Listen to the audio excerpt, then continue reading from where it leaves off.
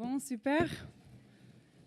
On est ravis d'être là. On va parler révolution dans l'entreprise. Je pense, comme Catherine vient de dire, on voit plein de changements dans le milieu de travail qui arrivent à cause de l'arrivée de numérique et aussi un peu l'esprit entrepreneurial qui est en train de infester, entre guillemets, tout ce qui est méthode de travail classique.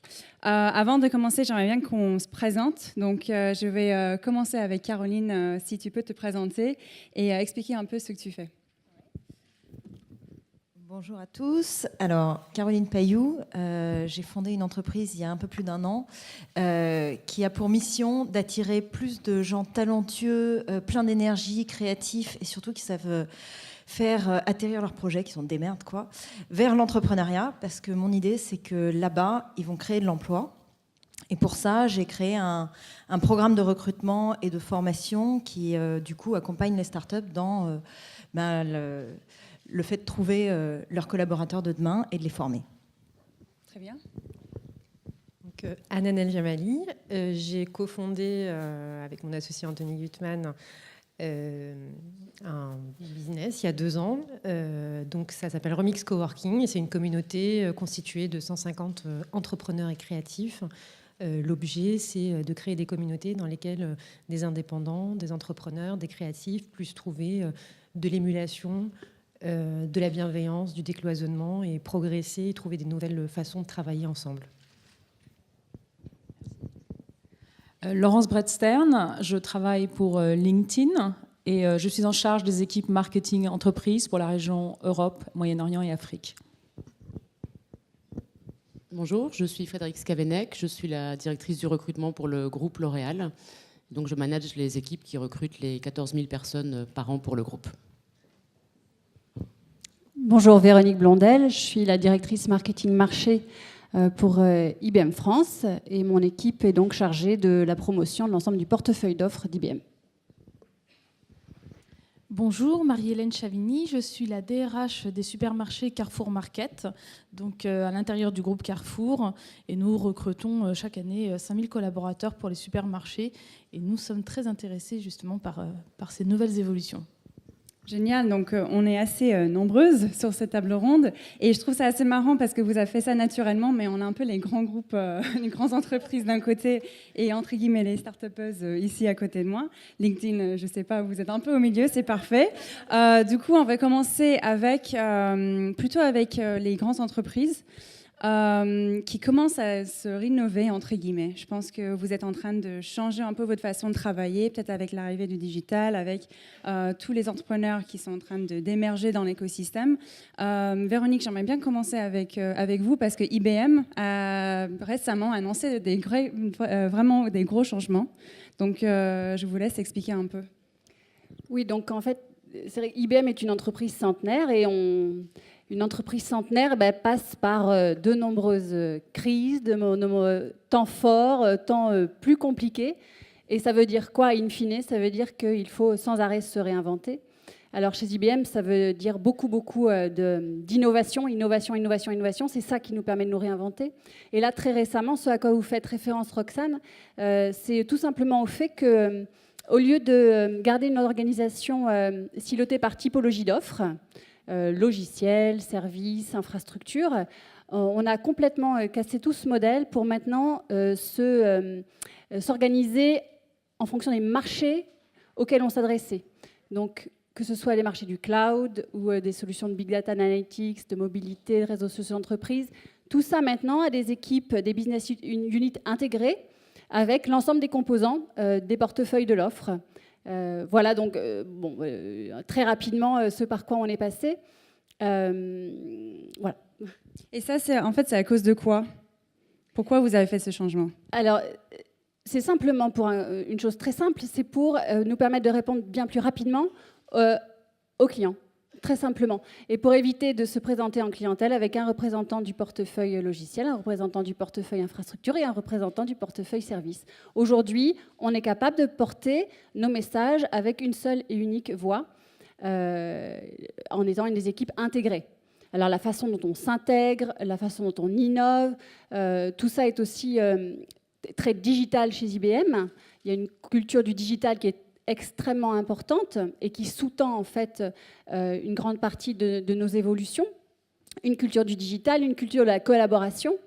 Notre CEO d'ailleurs, qui est une femme, je le souligne ici, Ginny Rometty, est la première à porter toutes ces méthodes de fonctionnement via son propre fonctionnement, via nos blogs, via nos outils réseaux sociaux, via la façon dont elle interpelle les salariés en direct elle-même.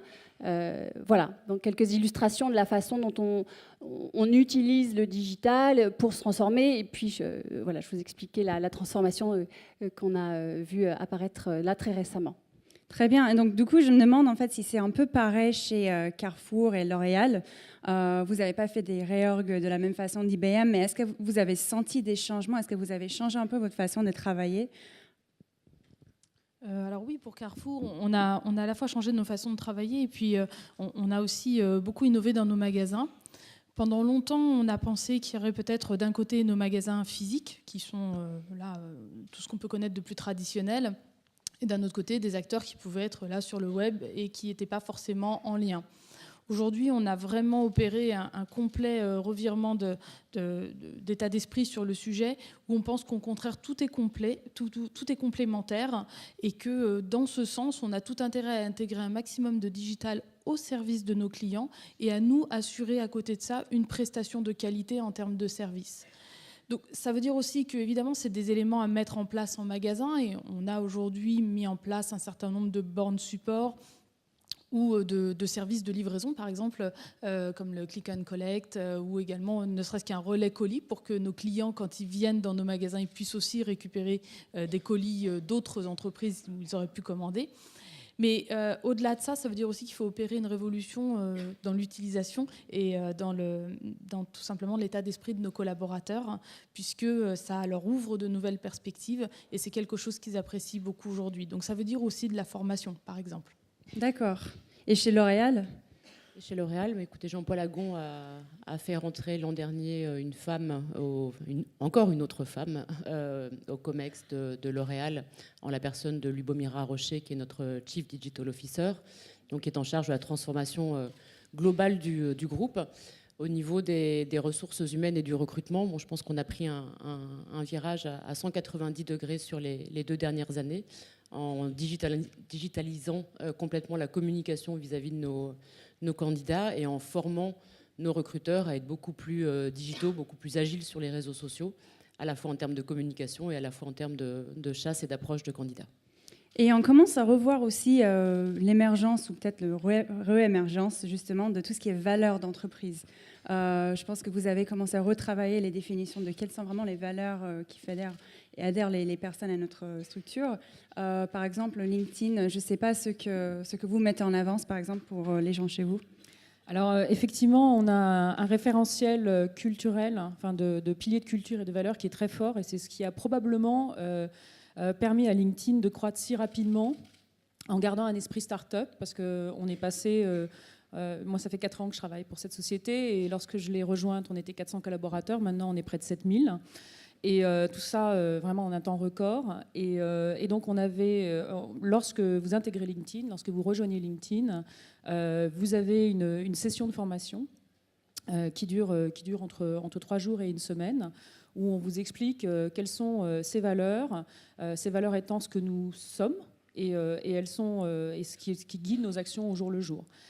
Donc je peux en citer quelques-unes. Donc la transformation est l'une d'entre elles, l'intégrité, l'humour, les résultats, puisqu'évidemment on est une société cotée, et la collaboration, et également le fait que nous plaçons nos utilisateurs en première priorité, ce qui a parfois des conséquences inattendues d'un point de vue business, hein, quand on est un business qui tire notamment une partie de ses revenus de la publicité. Mettre l'utilisateur au centre de vos préoccupations, ça vous conduit parfois à faire des sacrifices, mais c'est une bonne chose, et les collaborateurs gardent ça vraiment comme une orientation très forte dans les actions qu'ils mènent au jour le jour.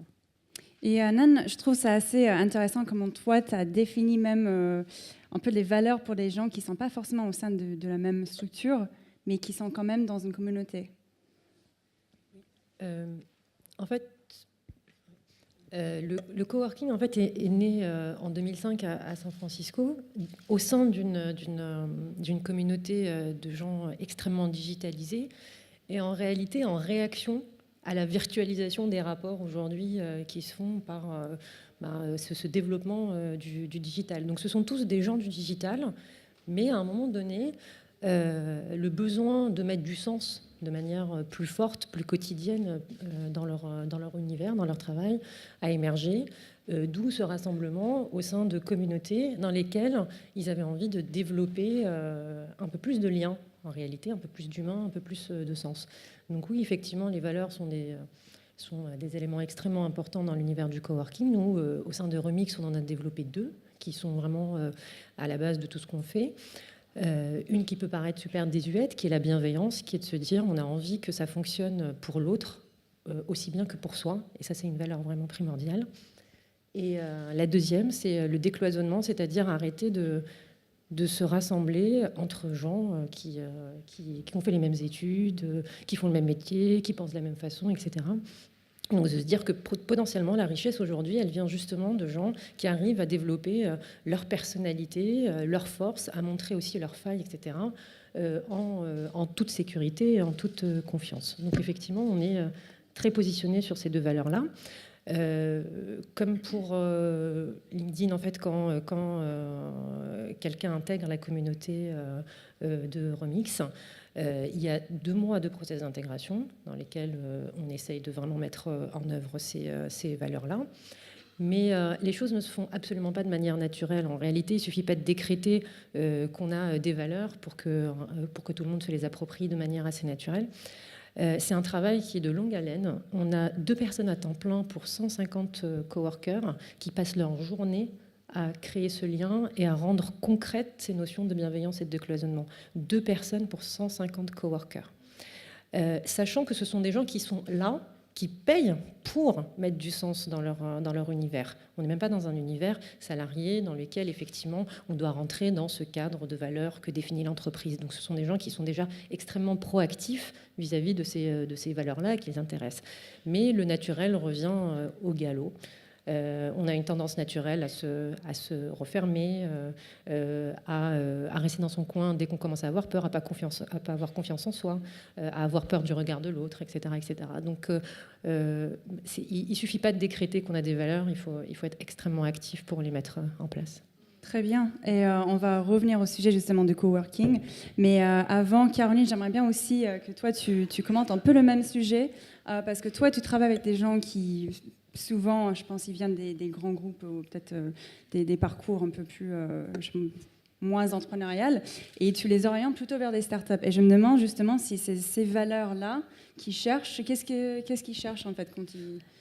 Alors, d'abord, je suis tout à fait d'accord avec toi parce que la bienveillance, c'est quelque chose que les gens recherchent beaucoup. Le décloisonnement aussi. Je le vois peut-être un peu moins que toi, mais la bienveillance, c'est très très fort. Et effectivement, ce que les gens viennent rechercher, alors c'est peut-être pas ça en premier abord, c'est peut-être plutôt souvent moi les gens que je vois arriver en entretien, c'est des gens qui me disent moi je veux avoir de l'impact. Alors c'est quasiment la réponse que j'ai dans 98% des entretiens. Je veux pas que ça change. Et impact, ça veut dire quoi? Mais ils veulent que leur travail crée quelque chose, quoi. Ils veulent voir ce qu'ils font, ils veulent que ça crée un produit ou de l'emploi ou de la croissance ou de la valeur pour le client. Enfin, ils veulent sentir que leur contribution à eux a de l'impact. Voilà, c'est ça l'essentiel de ce qu'ils viennent chercher. Et après, évidemment, ils viennent chercher une ambiance, une autre façon de travailler, des responsabilités, de la liberté, beaucoup de liberté. Les gens qui ont le pouvoir de faire des grandes choses ont besoin qu'on leur laisse un peu les coups des franges pour faire ces grandes choses. Voilà. Et du coup, tout ce qui est métier de recrutement, si ça, toi, tu travailles sur un modèle qui est vraiment différent de ce qu'on pouvait voir avant. Et pareil, je pense que vous êtes en train de travailler vraiment différemment. Je pense LinkedIn aussi, vous avez joué un grand rôle par rapport à ça. Qu'est-ce que vous avez mis en place justement pour changer la façon que vous cherchez des nouveaux collaborateurs pour travailler au sein de l'entreprise, par exemple avec des startups? Ouais. Alors, moi, la manière dont j'ai raisonné, c'est, je me suis dit, sélectionner finalement. Bon, il y a plein de nouvelles méthodes, mais c'est quand même des choses qu'on fait depuis très longtemps. Ce qu'aujourd'hui on a besoin de faire, c'est d'attirer les meilleurs. Et ça demande énormément d'efforts, d'aller chercher avec une promesse qui soit claire, quelque chose qui soit entendable. Parce que quand en plus on parle des jeunes, ils savent pas du tout. Enfin, ils sont parfois un peu paumés face à tous les métiers possibles et ils savent pas trop où aller.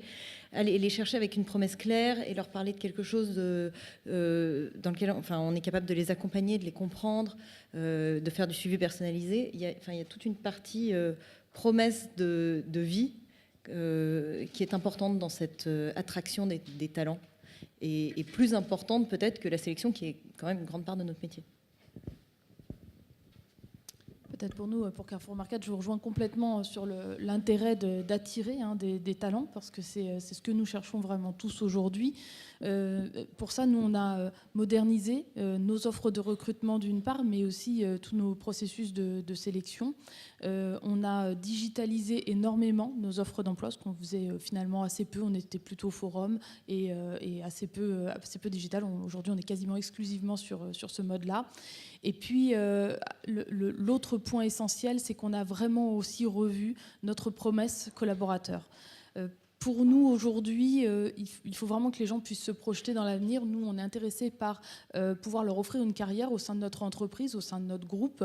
Et pour ça, on a vraiment mis en place, depuis maintenant 3 ans, une promesse qui consiste à leur offrir un destin individuel au sein de notre histoire collective. Et ça, c'est vraiment quelque chose qui les touche et on les invite à partager une aventure avec nous, ce qui permet de donner du sens à ce qu'on fait au quotidien, à la fois aujourd'hui, mais aussi demain. Moi, je voulais juste ajouter un petit éclairage dans ce qu'on se dit. Le digital et l'analytics apportent aussi aujourd'hui des outils qui vont permettre d'affiner son mode de recrutement et de s'assurer que la culture et les comportements, les valeurs d'un candidat sont en adéquation avec les valeurs d'un groupe. Et donc, c'est assez puissant maintenant ce qu'on peut faire réellement grâce à des outils et grâce au big data. Voilà, c'est un éclairage supplémentaire. Là, je suis complètement en phase. Bon, L'Oréal est aussi un groupe centenaire, donc on ne va pas revoir nos valeurs tous les ans. Donc, ce qu'on essaye aujourd'hui de faire, et notamment avec des réseaux comme LinkedIn, c'est de porter ces valeurs aux candidats et de porter ces valeurs aux candidats que nous, on a envie de voir venir. Donc c'est vrai qu'avec des réseaux comme LinkedIn, on peut communiquer de façon extrêmement globale au sein de notre communauté de followers, à l'extérieur de notre communauté de followers. On peut aussi aller targeter les candidats de manière extrêmement précise en achetant du média, et ça nous permet de porter à la fois l'image professionnelle sur chacun des métiers de L'Oréal, puisque le cliché est souvent L'Oréal féminin marketing. Donc comment on va casser ces clichés-là et comment on va démontrer qu'on est aussi excellent en recherche ou aussi excellent en supply chain, et en portant ces valeurs uniquement à cette cible de candidats. Donc on arrive dans le CRM du candidat. Je crois que je vais paraphraser mes voisines. Hein. J'ai entendu les mots proposition de valeur, targeting, affinité. En fait, ce sont des mots qui appartiennent traditionnellement au marketing, et je crois que c'est la principale révolution du recrutement. C'est que maintenant, le recrutement s'apparente de plus en plus en fait, à une stratégie marketing. Vous allez devoir identifier votre cible, parce que même si on est dans un contexte avec un taux de chômage assez important, on sait très bien que les talents, ceux qui sont recherchés, sont rares, et qu'il faut donc promouvoir votre marque en tant qu'employeur pour attirer ces talents, qui sont en plus, la plupart du temps, passifs, c'est-à-dire ce sont des gens qui ne sont pas en recherche active, qui ne sont pas présents sur les sites d'emploi, parce qu'ils sont juste ouverts à une opportunité, mais pour l'instant bien installés dans leur travail.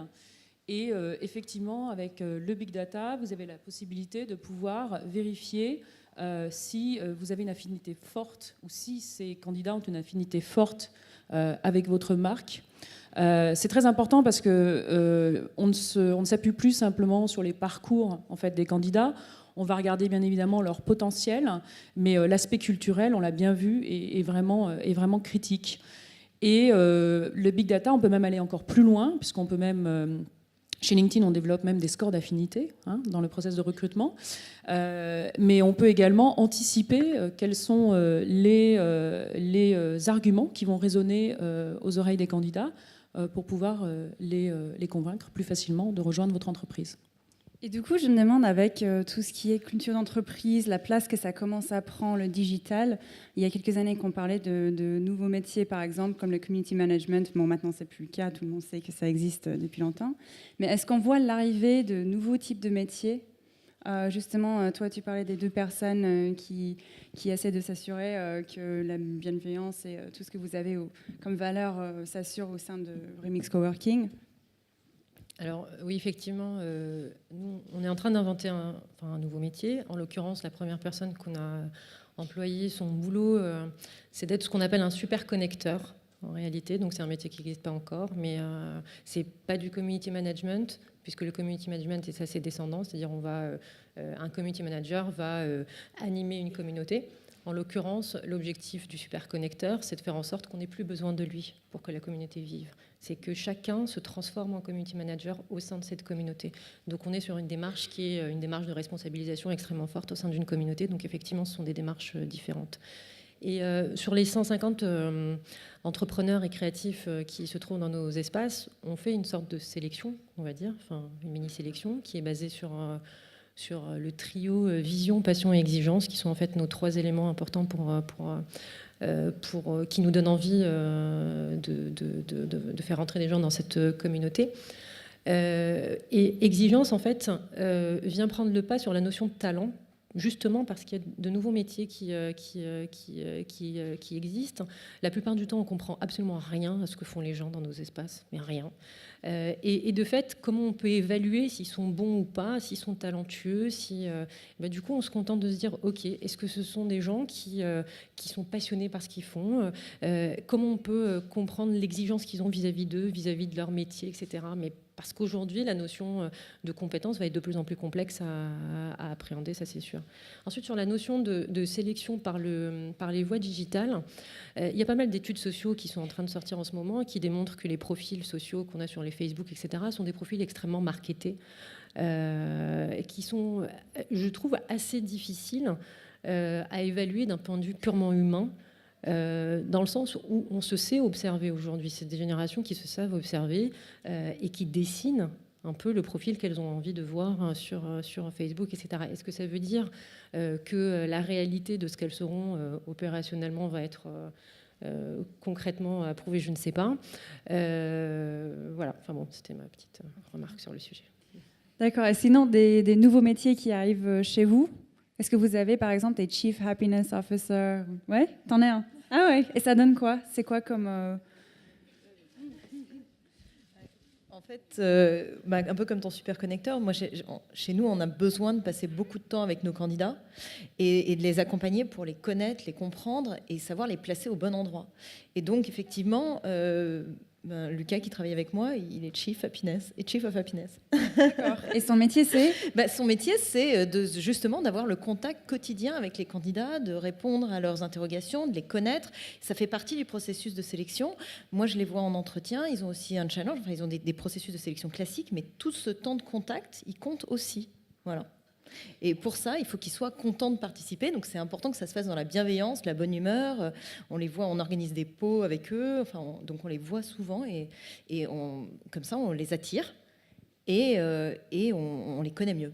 Voilà. Et c'est marrant parce que Chief Happiness Officer, souvent les gens ils citent par exemple fondateur de Zappos. J'avais entendu ça avant de quelqu'un sur ce panel. Mais on cite souvent les exemples de la Silicon Valley ou des États-Unis en disant voilà, ils ont compris le modèle, mais tout le monde dans un espace de coworking, ils mettent je sais pas combien de cantines, ils font des soirées, je sais pas quoi.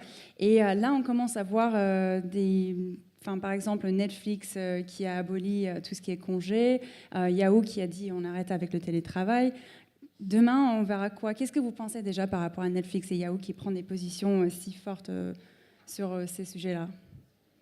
Laurent, je commence avec toi. Et toc, ça tombe sur moi. Alors, tout d'abord, je crois que Caroline a dit quelque chose de très important, c'est que les candidats actuellement, ils cherchent du sens et leur principale préoccupation, c'est de moins en moins l'argent. C'est vraiment de pouvoir démontrer qu'ils ont un impact sur l'entreprise et un impact sur la société. Et donc, on s'aperçoit que c'est quelque chose qu'on leur doit. Donc déjà, il faut établir clairement quelle est la mission de l'entreprise et quelle est leur contribution à cette mission, comment ils vont être évalués, pour qu'ils puissent voir quel impact ils ont et qu'ils puissent aussi communiquer cet impact aux autres, parce que la visibilité est importante. Et derrière ça, je pense que la notion de responsabilisation, elle est très importante aussi. Donc oui, c'est vrai qu'il y a des expérimentations qui ont été tentées, notamment Netflix et je crois que c'est Virgin Atlantic, qui ont supprimé en fait le système de congé. Ça ne veut pas dire que les gens ne partent plus en vacances, mais les gens partent en vacances quand ils le veulent. Nous, on n'en est pas encore là chez LinkedIn, et je ne peux pas parler non plus au nom des RH, mais ce qu'on fait, c'est qu'on a un système qu'on a piqué à Google d'ailleurs, qui s'appelle les OKRs, ça veut dire Objective Key Results. Donc chaque collaborateur a des objectifs définis avec son manager, des objectifs trimestriels. Ça, vous pouvez vous dire, bon, c'est assez classique. Sauf ces objectifs, ils sont définis de façon à être d'abord mesurables et que ce ne sont pas forcément des objectifs purement business. Il y a aussi des objectifs de développement personnel, de leadership. En fait, on est mesuré autour de 3 dimensions chez LinkedIn. Je suis désolée, je vais employer de l'anglais, mais c'est leadership, leverage and results. Donc, c'est autour de ça que sont définis ces objectifs. Et ces objectifs, ils sont communiqués à tout le monde. Donc, il y a une vraie transparence. Et ça permet aussi aux gens de démontrer leur impact. Et en échange de ça, on n'est pas très regardant sur le nombre d'heures travaillées, sur le télétravail, parce que voilà, les gens savent qu'à la fin du trimestre, ils vont devoir communiquer où ils en sont par rapport à ces objectifs. Et donc, il y a une responsabilisation qui est très forte. Je crois qu'il faut faire preuve de souplesse. On est en train de travailler de plus en plus avec, je ne sais pas s'il faut l'appeler la Gen Y, la Gen Z maintenant. Donc c'est beaucoup de souplesse par rapport à l'organisation du travail. Chez nous, la cantine est encore payante. Il n'y a pas des bonbons partout comme chez LinkedIn. Mais comment on s'assure que les talents qui vont nous rejoindre comprennent le business model de l'entreprise, comprennent aussi qu'on est en train de le changer, parce que je pense que le L'Oréal d'il y a 10 ans n'a rien à voir avec le L'Oréal qu'on va avoir dans 10 ans, et notamment avec tout l'impact digital que Lubomira est en train d'apporter. Et en même temps, il y a ce besoin de liberté, d'entrepreneurship. Donc c'est comment on arrive à impacter en fait l'organisation en interne pour rester le L'Oréal qu'on est, avec ses plus de 100 ans d'historique, et en même temps permettre à cette jeune génération qui a des attentes très différentes de trouver du sens, de trouver du plaisir et de travailler de façon extrêmement professionnelle au sein de l'entreprise. En tout cas, c'est ce à quoi on s'attache tous les jours, c'est de se remettre en cause, nous, managers seniors, pour mieux intégrer ces juniors. Oui, donc chez IBM, c'est vrai qu'on est un groupe qui permet de faire plusieurs tentatives de méthodologie de travail et d'évoluer au fil du temps. C'est l'un des avantages des grands groupes. Et aujourd'hui, en France, par exemple, on est 4000 personnes à Paris en open space. Les open space, ça fait déjà un moment qu'on y est. Je pense qu'on atteint un moment d'inflexion sur ce modèle, où on s'épuise en fait dans ce modèle. Alors ça facilite beaucoup de choses, la créativité, la communication, de nouveaux modes de management, et ça c'est très bien. Mais il y a aussi des limites, surtout quand chez nous c'est associé au télétravail. Donc moi, on le voit dans les études sur la mobilisation de nos collaborateurs, que c'est un modèle qui atteint ses limites. Cela dit, dans certains métiers, notamment le marketing dont je viens, avoir des espaces collaboratifs, des zones où on peut s'exprimer sur les murs, c'est pas le cas en France chez IBM, mais on adorait que ça le devienne, en tout cas pour mon service. C'est super. Et puis alors, on n'a pas de Chief Happiness Officer, mais bon, développer ce genre d'initiative et de valoriser ce genre d'attitude, je trouve que c'est partie de l'épanouissement au travail. Voilà. Et ça serait quoi, par exemple, les limites du coworking ? Alors, les limites des open space et du télétravail. En tant que directrice d'une équipe assez vaste, moi j'ai du mal à ne pas voir mes collaborateurs quasiment au quotidien. Là, je vous donne un point de vue personnel, Véronique Blondel. J'ai du mal. J'ai besoin de les sentir, d'avoir des échanges quotidiens, de les voir, parce que ça permet de réagir tout de suite. C'est immédiat et on n'a pas le filtre de l'écran. Voilà, et on le sent et on le voit dans les études de mobilisation de nos collaborateurs que ça pose problème à certains. Et voilà, donc je ne sais pas quel est le futur, mais je pense qu'on atteint un point d'inflexion. On va voir ce que l'avenir nous dira. Alors pour Carrefour, on a en fait 2 types de populations. On a une population opérationnelle et une population fonctionnelle. Pour les opérationnels, ce sont tous les gens qui travaillent dans nos magasins. Donc c'est vrai que le sujet de l'organisation du travail et de la répartition des congés est un vrai sujet, puisqu'à la fois on cherche à contenter nos collaborateurs qui sont en recherche de souplesse sur le sujet, et aussi à contenter nos clients qui sont en recherche de collaborateurs présents au moment où eux-mêmes font leurs courses. Donc on a développé en hypermarché dans un premier temps, et aujourd'hui en supermarché, on est en train de finir de le tester pour aller sur un déploiement, ce qu'on a appelé les horaires en îlot ou les horaires participatifs. C'est-à-dire qu'on définit des charges de travail en fonction du flux client et donc des plages horaires de travail. Et ensuite, nos collaborateurs peuvent venir se positionner à l'intérieur pour choisir leurs horaires. Alors, c'est tout bénéfice parce que du coup, ils peuvent s'organiser dans le respect des contraintes légales, bien évidemment. Et en même temps, nos clients, eux, ont la garantie qu'ils ont bien le bon nombre de personnes présentes au moment où eux-mêmes sont présents. Donc ça, c'est un point qui est un vrai levier d'amélioration pour nos collaborateurs et pour nos clients. Et puis pour les populations fonctionnelles, alors on est issu de plusieurs enseignes, de plusieurs regroupements. Donc on avait l'habitude d'avoir des sièges assez éclatés sur toute l'Île-de-France, ce qui, avec la circulation, commençait à devenir assez infernal pour se réunir. On perdait énormément de temps. Et on a ouvert l'année dernière un très gros siège à Massy, qui est assez moderne et très tourné sur quelque chose d'intermédiaire entre l'open space, parce que là aussi, sur nos sites d'Evry, on avait des immenses open space, c'était très difficile à travailler. Et puis, en même temps, des petits bureaux cloisonnés à d'autres endroits, c'est pas évident non plus.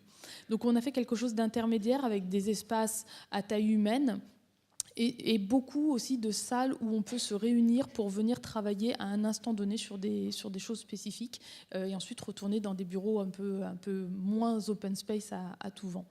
On a également beaucoup travaillé pour mettre des espaces de loisirs, de détente ou de conciergerie, par exemple, pour faciliter aussi la vie de nos collaborateurs. Et ça, c'est vraiment des choses aujourd'hui qui sont rentrées dans notre culture. C'est intéressant parce que là, on a quand même 2 personnes qui sont un peu conscientes au moins des limites des open space, alors que dans l'écosystème, j'ai l'impression qu'on en parle tous les jours de comment créer un coworking à l'intérieur d'une grosse boîte. J'imagine que toi, tu es sollicité souvent par les grandes entreprises qui souhaitent repliquer un peu le même modèle. Est-ce que c'est suffisant de faire juste un coworking ? Alors, je veux déjà préciser le fait que coworking et open space, ça n'a rien à voir. Okay, enfin, coworking, c'est la construction d'une communauté. Donc, on est vraiment sur de l'humain. Et open space, c'est un modèle de disposition architecturale d'un espace de travail, on va dire. Je pense que l'espace a très peu d'importance en réalité. Et sa disposition également. Je pense qu'il commence à avoir beaucoup d'importance quand les gens se sentent mal. Quand les gens se sentent bien, que ce soit ouvert, fermé, petit bureau, grand bureau, chez eux, ou peu importe, ça se passe très bien. Après, évidemment, on peut travailler sur l'espace. On peut dire, il n'y a pas de mal. Donc, effectivement, on peut travailler pour optimiser les choses. Il y a des études qui démontrent que les introvertis fonctionnent de manière différente, qu'ils ont besoin d'une façon, d'un univers spatial, y compris temporel d'ailleurs, qui est différent. Les extravertis sont différents, etc. Donc effectivement, on peut essayer d'adapter les moyens et les outils de travail qu'on fournit aux collaborateurs pour qu'ils soient plus performants. À mon sens, ça ne change rien à leur épanouissement personnel au sein d'une entreprise. Donc ça, c'est un faux problème qui, pour moi, est là pour masquer des problèmes un peu plus importants qui sont de l'ordre de la posture au sein des entreprises aujourd'hui.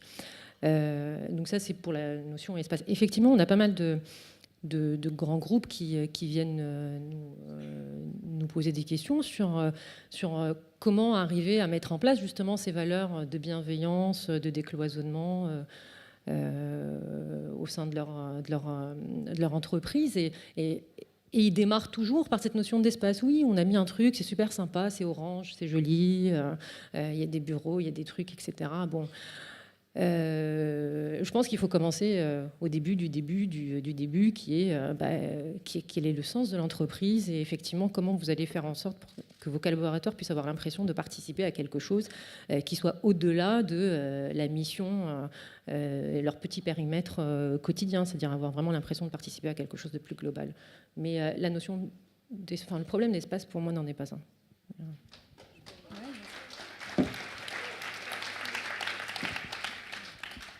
Et je trouve ça très juste, et d'autant plus que, alors en start-up, ce qu'on voit beaucoup, c'est que oui, ils viennent chercher de l'impact. Ce que j'ai oublié de dire, c'est que son corollaire, c'est qu'ils viennent aussi chercher beaucoup de liberté. Et donc, on a des aménagements d'espace ou des règles de vie qui vont beaucoup autour de ça. C'est beaucoup de la symbolique, c'est-à-dire que tu le disais, quand on est bien, on peut être bien partout. Les startups, parfois, moi je l'ai connu pendant 6 mois, 1 an, on en parlait hier avec un autre entrepreneur, parfois plus. On vit dans des caves à 5, dans une bonne humeur générale, incroyable par rapport à l'environnement de travail. On n'a pas de lumière, c'est horrible, on essaye vaguement de se mettre un Space Invader sur le mur qui est crade. Enfin, voilà. Et en fait, c'est pas ça qui compte. Ce qui compte, c'est les symboles. Moi, je sais que j'ai posé la question... Comme tu nous avais posé la question, je me suis dit, je vais la demander aux gens qui bossent avec moi, les aménagements qu'on voit dans nos startups partenaires ou que tu vis qui sont bien, c'est quoi ? C'est le fait de pouvoir venir en short même en janvier, parler à mes clients en short, ça c'est vraiment un truc génial.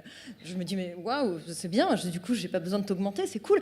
Mais surtout, je me suis dit, mais pourquoi pour lui c'est important ? En fait, ce qui est important, c'est de sentir qu'il a de la liberté et que cette liberté s'exprime dans son short, dans autre chose, mais il a la liberté d'avoir de l'impact et de faire quelque chose. Tu m'emmènes parfaitement sur le prochain sujet. Je vais quand même rester sur toi. Parce qu'en fait, parlant de la liberté, est-ce qu'on voit la même chose dans le management ? En fait, est-ce que les gens ils cherchent justement la liberté, en espèce de lean management, entre guillemets, que ce soit dans les startups ou même chez les grands groupes ? Je crois que comme ils cherchent à avoir de l'impact, ils pensent que c'est nécessaire d'avoir une certaine liberté. Je le pense aussi dans un certain nombre de cas, peut-être pas toujours, mais en tout cas, aujourd'hui, c'est un bon moyen, quand on a la liberté, d'avoir des responsabilités, parce que la liberté implique des responsabilités, et quand on a des responsabilités, du coup, on peut espérer avoir de l'impact. Et effectivement, ça marche bien. C'est très compliqué aussi. Parce que ça demande, moi je vois, il y a une liberté totale des horaires chez moi, chez un certain nombre de mes partenaires aussi. Ça demande aux gens d'être extrêmement vigilants à ne pas se laisser bouffer. C'est-à-dire que quand on a la liberté de ses horaires, on peut se retrouver à faire, je l'ai vu avec un de mes collaborateurs, à commencer ses journées à 7 heures, parce qu'en fait, oui, mais... de midi à 15h, j'ai un super autre truc qui est vachement sympa, qui n'est pas pour le boulot, mais du coup, je m'en vais. Et du coup, je termine mes journées à minuit parce que j'ai aussi un réseau d'entrepreneurs sympas avec lesquels je participe. Et ça fait des journées monstrueuses. Et donc, ça demande une certaine maturité d'avoir de la liberté. Donc, c'est bien, moi, je l'encourage, mais ça demande aussi, en termes de management, donc pour moi, manager, ça demande aussi d'être vigilant, d'accompagner cette liberté en donnant des conseils, un peu de structure. C'est pas si simple, la liberté. C'est là où on voit que le français a malheureusement quelques limites. Je pense qu'on peut faire une différence entre le management et le leadership. Et je pense que dans nos organisations, on encourage de plus en plus le leadership. Et le leadership, la définition de leadership, c'est la capacité à mobiliser plusieurs personnes à collaborer pour atteindre un objectif commun. Et comme tu l'as dit, en fait, les gens ont de plus en plus besoin de liberté. Les schémas hiérarchiques ont plutôt tendance à s'aplatir ou en tout cas à simplifier. Et donc, nous, c'est vraiment ce sur quoi on travaille, c'est outiller les managers pour qu'ils deviennent des leaders, qu'ils soient capables de mobiliser et d'inspirer leurs équipes pour atteindre cet objectif commun à la société. Oui, il y a ça, puis il y a aussi comment nous, on se remet en cause quand on est un manager senior. Et j'ai entendu, je crois, ce matin, je crois que c'était Delphine, lors d'une des tables rondes, qui a évoqué le mot lâcher prise. Voilà, donc c'est un mot qui a pour moi de plus en plus de sens pour les managers et qu'il faut associer au mot confiance. Donc c'est confiance et lâcher prise, parce qu'on ne peut plus être dans une ligne hiérarchique comme on l'était il y a 10, 15, 20 ans. On n'a plus un chef et des collaborateurs qui exécutent. Donc effectivement, on doit avoir des leaders et des gens qui inspirent. Ensuite, on doit laisser la liberté à nos collaborateurs. C'est très difficile au départ parce qu'on n'a qu'une envie, c'est bien évidemment de tout contrôler.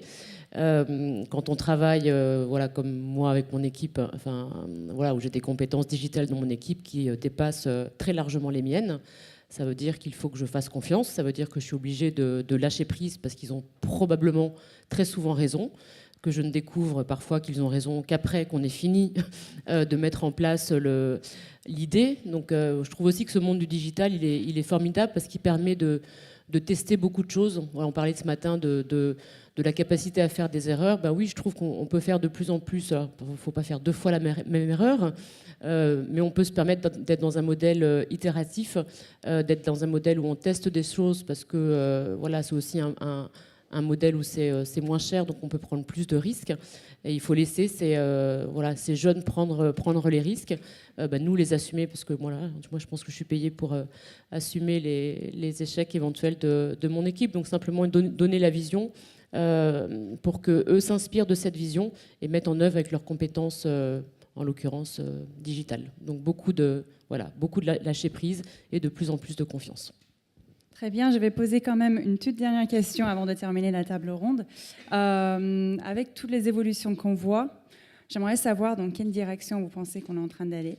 Et on n'a pas encore abordé le sujet de la diversité. Donc avec tout ce qu'on voit avec les évolutions, que ce soit chez les startups, les grands groupes, les espaces de travail collaboratifs, est-ce que c'est la diversité? Est-ce que c'est l'agilité un peu comme Netflix et Yahoo? Même pas Yahoo parce que ça s'est supprimé, c'est moins agile qu'avant. Est-ce que c'est vraiment de réduire la taille de l'équipe et faire vraiment très lean? On va commencer à voir qu'est-ce qui va vraiment émerger. Je vais commencer avec Caroline. Qu'est-ce qui va émerger comme nouvelle solution d'environnement de travail? J'ai envie de penser qu'on va effectivement aller vers l'esprit un peu plus start-up, c'est ce que j'espère, et qu'effectivement, il y aura une liberté, un lâcher-prise, une liberté et en même temps un accompagnement, c'est-à-dire ne pas laisser les gens trop tout seuls avec leur grande liberté et se faire mal eux-mêmes parce qu'ils ont envie de bien faire. Enfin, quand on a une grande liberté, une grande responsabilité, on a envie de bien faire. Et du coup, parfois, on en fait un peu trop. Et il faut continuer à accompagner ça pour que les gens sachent utiliser cette arme formidable qu'est la liberté. Sur cette notion de liberté, je reviens juste 2 minutes dessus. Je trouve qu'il n'y a rien de moins libre qu'un entrepreneur, contrairement à ce qu'on pourrait penser. Par contre, un entrepreneur est absolument pas libre. Par contre, il est authentique. Et je pense que c'est plutôt vers ça qu'on est en train d'aller. C'est mettre un peu plus d'authenticité dans le rapport qu'on a avec les autres. Donner de la liberté à ses salariés, je comprends pas complètement ce que ça veut dire. Enfin, je veux dire, ok, on a plani enfin, tout ça, c'est génial, mais enfin, la réalité, c'est que on reste quand même dans un système vertical, qu'on le veuille ou pas. Donc, voilà. Nous, le pari qu'on fait, c'est que demain, toutes les entreprises seront dans des communautés de coworking. C'est le cas, c'est en train d'être le cas aujourd'hui aux États-Unis où les équipes de Microsoft, d'American Express, de Merck sont en train de mettre une grande partie de leurs employés dans des communautés qu'ils ont choisies, extérieures, dans lesquelles ils espèrent probablement mettre justement un peu plus d'authenticité, un peu plus de bienveillance et de décloisonnement. Et on fait le pari que ça sera bénéfique pour le monde du travail demain. Alors la diversité, ça recouvre énormément d'aspects. C'est pas seulement la diversité entre les hommes et les femmes, c'est aussi le type de formation, le type de fonction, les parcours. Moi, je vois quand même une évolution très nette dans la façon dont on recrute. On recrute quand même beaucoup moins sur les parcours et beaucoup plus sur le potentiel. Et encore une fois, l'affinité avec la culture, parce qu'il faut qu'on donne du sens pour avancer. Donc je pense que la diversité, elle devient obligatoire. Et ne serait-ce que pour une société comme LinkedIn, si on veut bien servir nos utilisateurs, on est obligé de refléter la diversité de notre base d'utilisateurs. Et elle est très diverse, cette base d'utilisateurs, puisqu'elle est mondiale. Donc on y travaille tous les jours. Chez L'Oréal, je pense que ce n'est plus un enjeu. Je pense qu'on a été les premiers à signer les chartes de diversité, les chartes de parentalité, les chartes d'homosexualité. Bon, on ne les a pas seulement signées, on les a mises en place.